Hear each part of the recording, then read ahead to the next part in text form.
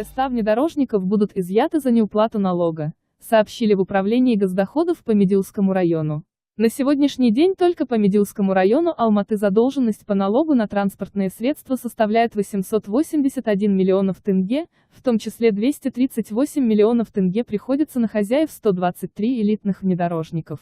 К примеру, у одного из владельцев внедорожника японского производства с объемом двигателя свыше 4000 кубических сантиметров задолженность составляет с учетом пени 2 миллиона 800 тысяч тенге. В отношении должников были применены все меры по взысканию задолженности, в том числе ограничение выезда за пределы РК, наложение ареста на банковские счета. Однако данные меры не принесли должных результатов. В связи с чем 24 апреля совместно с судебными исполнителями было принято решение в рамках законодательства изымать автомобили должников, говорится в сообщении. Учитывая, что основная сумма задолженности приходится на хозяев внедорожников, работа по изъятию начата именно с этих автомобилей. Только за первый день работы изъято 5 внедорожников, они выдворены на штрафную стоянку. В случае непогашения задолженности в ближайшее время автомобили будут реализованы в счет погашения задолженности.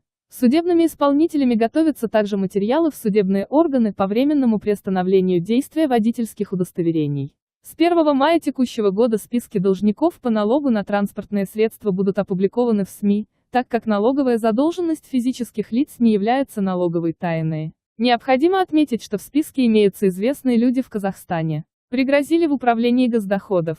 В то же время в департаменте призвали, чтобы избежать неприятных ситуаций на дорогах, нужно погасить задолженность.